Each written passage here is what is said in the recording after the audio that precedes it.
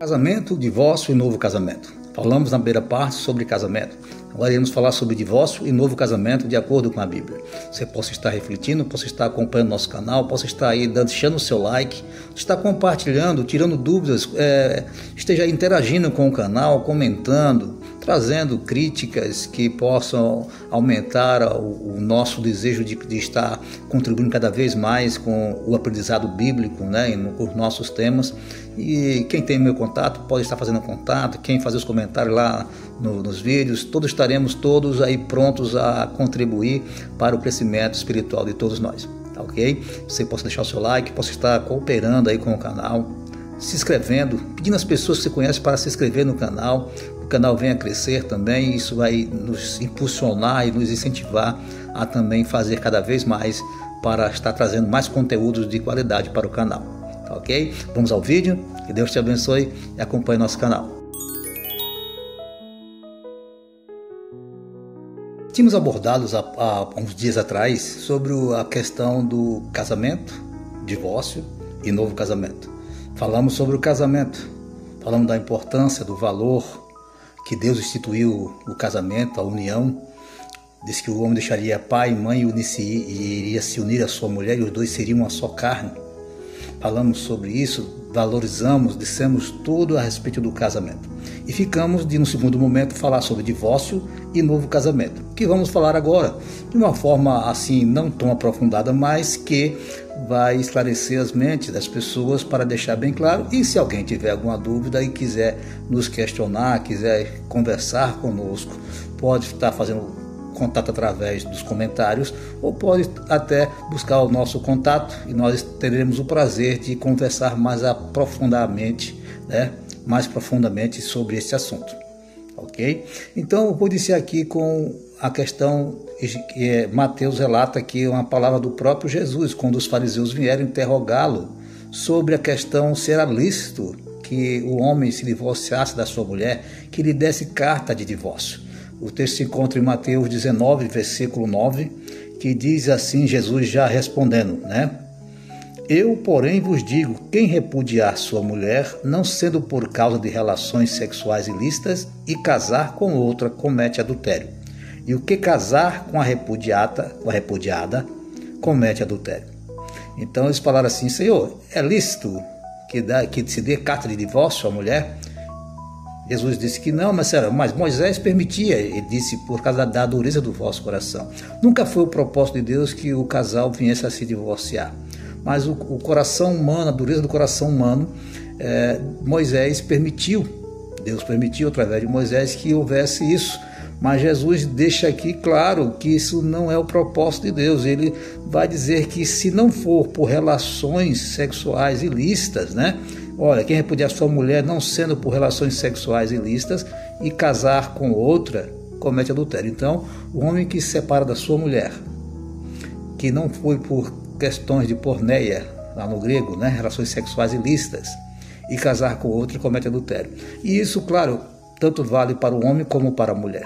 Muitas vezes a Bíblia trata com mais ênfase a questão da mulher adulterar, mas não é que isso seja uma regra, é porque aquela sociedade, aquele povo daquela época, no seu modo de pensar, eles agiam de forma sempre a valorizar mais a relação humana. A mulher era uma espécie, infelizmente, né, de uma propriedade do homem. A mulher era tida como uma propriedade, era quase que comprada, né, era feito acordos para que casasse com alguém. Então, os próprios discípulos de Jesus vai dizer assim, olha, né, no versículo 10, disseram os seus discípulos, se essa é a condição do homem relativamente à sua mulher, não convém casar, porque eles achavam duro quando Jesus falou para ele que se não fosse por questão de relações sexuais ilícitas, que se ele repudiasse a sua mulher, ele cometeria adultério. E quem casasse com a repudiada também cometeria adultério. Então nós vemos que Jesus deixa aí uma ênfase muito maior do que quando Moisés permitiu o adultério lá na lei. Quando Moisés abriu essa brecha por causa do coração duro das pessoas, né? Então, porque o costume era olhar para a mulher simplesmente porque não via algo belo nela, não tinha mais a beleza do casamento que tinha no início, podia divorciar, repudiava a mulher. Então Moisés já deu essa carta de essa permissão para essa carta de divórcio para diminuir essas questões. Mas Jesus agora vai bem a fundo, né? E muito maior do que Moisés é o nosso Senhor Jesus. Ele diz, olha, eu porém vos digo, acima de Moisés, aquele que repudiar sua mulher, a não ser por relações sexuais ilícitas, comete adultério. E quem casasse com a repudiada também comete adultério. E como eu expliquei aqui antes, os discípulos mesmo falaram, os 12, se é essa a situação do homem relativamente à mulher, melhor que não case, porque eles pensavam dessa forma. A mulher não tinha o devido valor naquela sociedade. Então eles ainda traziam aqueles traços da antiga aliança, da época de Moisés, o que era errado. Jesus corrige isso, deixa bem claro.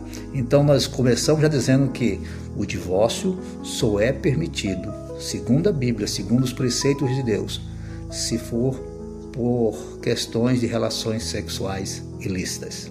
Só por essas questões é a única exceção que Jesus permitiu que houvesse um novo casamento para a parte ofendida. Então a parte que ofendeu, a parte que cometeu adultério, essa a Bíblia não traz nenhuma outra possibilidade que haja um casamento. Claro, vamos deixar claro também aqui, depois lá em 1 Coríntios, vamos falar mais à frente, que também Paulo vai dizer que a importância, o primeiro passo deve ser a possibilidade de reconciliação, mesmo havendo relações sexuais ilícitas. Então, a Bíblia vai estar trazendo essa ênfase para que haja essa reconciliação, para que a pessoa que ofendeu, que cometeu adultério, abandone aquela prática, se arrependa e que se reconcilie e que viva novamente essa aliança, mesmo que foi quebrada, que volte a ser restabelecida e permaneça o casamento. Para isso nós podemos perceber que a vontade de Deus é essa, que o casamento seja indissolúvel, de maneira alguma venha se desfazer. Por quê? Talvez você saiba disso, você já presenciou alguém falando. Muitas pessoas hoje em dia vão casar e dizer assim, se não der certo eu separo, né? As pessoas não estão nem aí, o casamento virou uma coisa banal, uma coisa simplesmente às vezes para permitir, dizer assim, perante a sociedade agora posso ter relações sexuais com a minha esposa, com aquela minha parceira ou com o meu parceiro, vice-versa, né? Então as pessoas, para poder perante as famílias, perante a sociedade, poder ter relações sexuais, então muitas pessoas têm casado simplesmente, infelizmente, para que possa dar um sentido de legalidade à relação sexual. Então, pega e casa. Mas alguns, consciente ou conscientemente, dizem assim, né, ou pensam assim, se não der certo, separa. Mas não é essa a vontade de Deus. Jesus fala, olha, não foi assim desde o princípio, mas sim foi dessa forma. Deus deixará o homem pai e mãe e uniciará a sua mulher e os dois serão uma só carne. Não serão mais dois, serão uma só carne. Então esse é o propósito. No nosso vídeo anterior, falando sobre casamento, nós ainda trouxemos ali algumas dicas, né? Porque muitas pessoas às vezes dizem, mas Deus permitiu a poligamia. Deus não autorizou, Deus suportou, né? Inclusive a Bíblia ela é muito clara, ela não esconde o erro humano. Deus suportou que muitos dos seus servos, inclusive, tivessem outras mulheres, mas eu também destaquei no outro vídeo que eles tiveram consequências. Eu citei casos de Davi, né, que teve filhos com várias mulheres e que houve aí estupro do meu irmão com a sua meia-irmã, né, por parte de pai. Teve aí filho querendo derrubar o seu pai do trono, né? Então nós vemos as consequências de casamentos variados e de vários filhos de vários casamentos. Nós vemos que não é uma coisa, não é uma bênção de Deus, né? Falamos de Abraão também, o pai da fé, aonde a sua esposa Sara permitiu que a sua serva Agar tivesse relações com o seu esposo, com Abraão, para lhe dar descendência, porque ela acreditava, por já ser velha, que não teria mais condições de dar à luz, mesmo tendo a promessa de Deus que ela iria ter um filho. Então ela permitiu, depois a sua serva se engrandeceu, e aí a Sara vai ao seu marido e manda que despeça aquela mulher, que ela vá embora.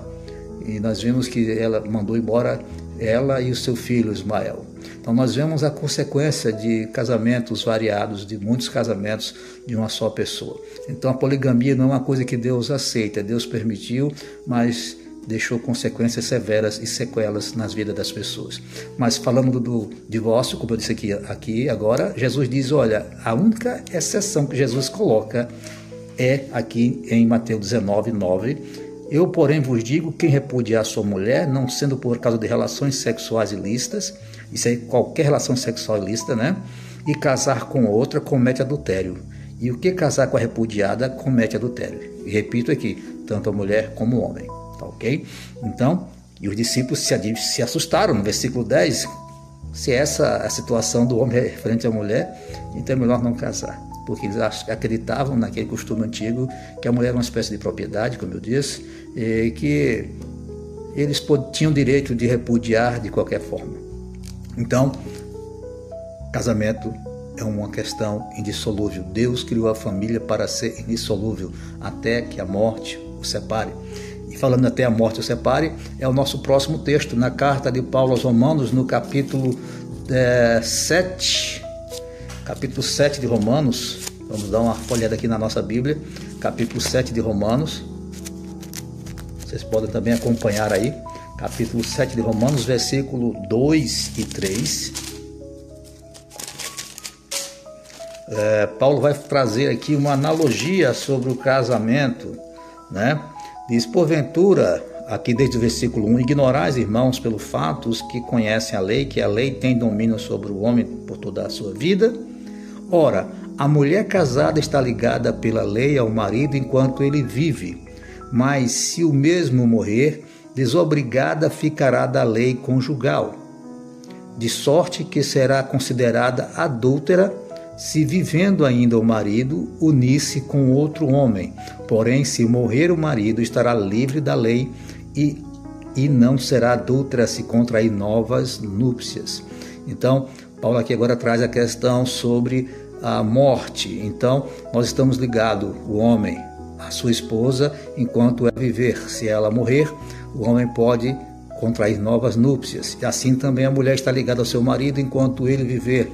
Ele vindo a falecer, ela está desobrigada dessa lei do casamento e poderá também contrair novas núpcias, porque nós estamos ligados um ao outro enquanto o outro vive.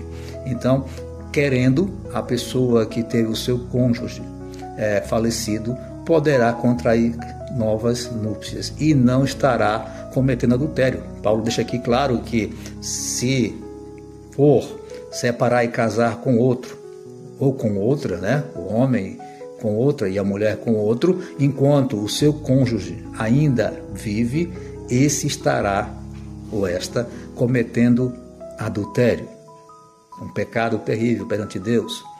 Então, nós vemos aqui mais uma questão sobre o divórcio e o novo casamento, que nós estamos ligados ao nosso cônjuge, eu, a minha esposa a mim, e aí também, caso vocês, né, que estão nos assistindo, que estão ligados um ao outro enquanto o outro vive. E se não houver adultério e casar com outro, simplesmente divorciar, porque não há mais compatibilidade de gênero, às vezes dizem isso, né? E vai estar cometendo adultério. Muitas pessoas depois vão dizer ainda, olha, mas a Bíblia não relata casos atuais como violências domésticas. Realmente não relata. Até pouco tempo nós não tínhamos crimes de internet. Aí surgiu aí muitos golpes, muitas pessoas sendo defraudadas e começou-se a questionar como está enquadrando essas pessoas perante a lei. E estão enquadrando pessoas perante a lei aí através desse novo indício de crime, sobre essa nova modalidade, dizer assim. Também a Bíblia não traz essas questões sobre violência doméstica, violência psicológica e tudo mais, mas nós podemos dizer o seguinte, né, como nós iremos para o nosso próximo texto, lá em 1 Coríntios, capítulo 7, tratando sobre essas questões essas possibilidades. 1 Coríntios 7, versículo 10 e 11, diz assim, ora, aos casados ordeno, não eu, mas o Senhor, que a mulher não se separe do marido. Se, porém, ela vier a separar-se, que não se case ou que se reconcilie com o seu marido, e que o marido não se aparte da sua mulher. Ou seja, volto a repetir, tanto homem como mulher, né? Então, seu marido também não deve separar da sua mulher, de maneira alguma. Se separar, que haja a possibilidade de haver perdão, arrependimento e perdão, e se reconcilie. E que, se não se reconciliar, que fique separado sem se casar. Essa é a orientação. Aí ele vai dizendo assim: aos mais eu digo, né? Não, Senhor. Algum irmão tem mulher incrédula, ele vai trazer aqui algumas ideias, né? Então, se essa mulher incrédula casar com um irmão crente, ele diz que não se separe, continue com ela, porque ela será santificada através do casamento com você, que você é um crente. Da mesma forma, a mulher crente com um homem descrente também estará santificando o seu lar. Não se separe por isso, né? E inclusive estará trazendo pureza aos seus filhos. Mas Paulo vai dizer assim: olha, porém, se o descrente, teu marido descrente ou tua mulher descrente, não quiser mais ficar contigo, que você possa separar-se. Mas ele não traz a questão que você pode casar novamente. Então é uma questão bíblica, é uma questão que nos traz esse desconforto para muitas pessoas que casaram já novamente. Mas essa é a questão bíblica. Muitas igrejas aí fora vai trazer a possibilidade, como eu falei lá do texto de Mateus 19, de um novo casamento só em casos de relações sexuais ilícitas, quando houver o adultério, para a parte ofendida. Outras igrejas vão defender que não deve haver novo casamento, mesmo lendo esse texto, Jesus falando sobre isso, vão defender que não haja casamento, novo casamento, em hipótese alguma. Então, eles não irão celebrar casamentos de maneira alguma, se a pessoa veio a divorciar, seja qual for a situação, né? Algumas igrejas não vão tratar desses assuntos, mas sabendo que os casais que ali estão são de novos casamentos, não permitirão que eles assumam cargos dentro da sua igreja, que eles estejam na frente de lideranças, de ministérios, né? Então, eles irão sempre dar preferência àqueles que são casados, àqueles que têm um casamento sólido, que é o primeiro casamento, né? Então, por essas questões. Ah, pastor, alguém pode me perguntar, mas e aí? Eu separei do meu marido, ou, pastor, eu separei da minha esposa. E não foi por relações sexuais ilícitas. Simplesmente nós, de repente, entendemos que não dava mais para viver juntos e separamos. Posso casar novamente?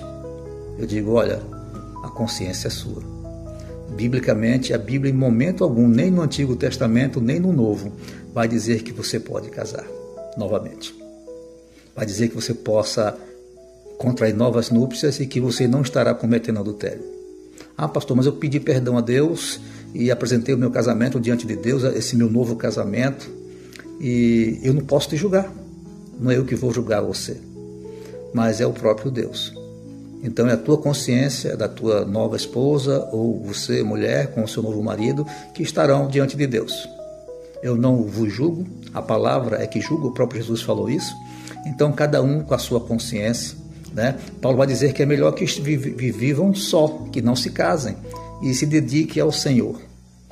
Então cada um terá a sua própria consciência. Lá em Hebreus, no capítulo 13, versículo 4, salvo engano, vai dizer que bendito seja entre todos o matrimônio, o leito sem mácula, e que Deus julgará tanto os adúlteros, né, como os perversos. Então, queridos, nós possamos aí entender, fechar com esse texto de Hebreus, essa questão do divórcio, do novo casamento. O princípio fundamental é que Deus não estabeleceu o casamento para ser uma coisa que se termine, que venha se extinguir por caprichos humanos, né? Como era no Antigo Testamento, simplesmente os homens, pelo seu modo de sociedade, né, patriarcal, aquele desejo de aumentar a sua linhagem e tudo mais, separar das suas mulheres por qualquer motivo. Então Deus não fez o casamento para isso. Deus não fez o casamento para que as pessoas casem e digam assim, se não der certo eu separo, caso novamente, né? Também não foi por isso. Deus fez o casamento para ser uma bênção, para ser uma só carne. Assim como na aliança do casamento ela é consumada com a relação sexual, assim também essa aliança é quebrada quando há uma relação sexual fora do casamento. Então, mas a Bíblia também nos orienta a que haja arrependimento e o perdão nessa questão das relações sexuais ilícitas. Então, havendo isso, Paulo vai orientar, como nós falamos lá em 1 Coríntios, que se reconciliem, que estejam casados, porque essa é a vontade de Deus. Lá em Malaquias, no capítulo 2, vai dizer que Deus, o Senhor de Israel, Deus de Israel, Ele odeia o divórcio. Ele odeia, a palavra odeia, né? Lá está algumas versões, o repúdio, é o divórcio. Então, queridos, nós possamos estar levando a sério o casamento. Não é brincadeira, não é a casa separa a casa, não é nada disso. Então, também sou de acordo quando há, muitas vezes, essa violência psicológica, violência doméstica, que ninguém vai ver com alguém espancando ela, ninguém vai ver com alguém dizendo você não presta, você é um zero à esquerda, a mulher para o homem ou o homem para a mulher, você não faz nada direito. Não, ninguém vai viver com alguém assim. Então, que se separe. Mas a Bíblia não diz que pode casar novamente.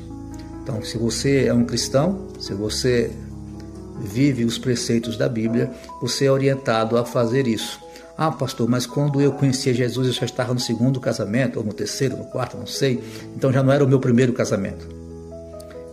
Você estava no período da ignorância. Então, creio eu, digo eu, né? Então agora você veio para a luz, você saiu das trevas para a luz. Então, que Deus possa aí estar agora te orientando, que você não se separe dessa sua mulher e que você continue a sua aliança com essa mulher que você está vivendo agora nos preceitos de Deus. Amém? Que Deus te abençoe grandemente em Cristo Jesus, que você possa estar aí vivendo o teu casamento pleno, que você não venha separar-se, e que separar que seja pela única exceção, não regra, exceção que Jesus colocou, por questões de relações sexuais ilícitas.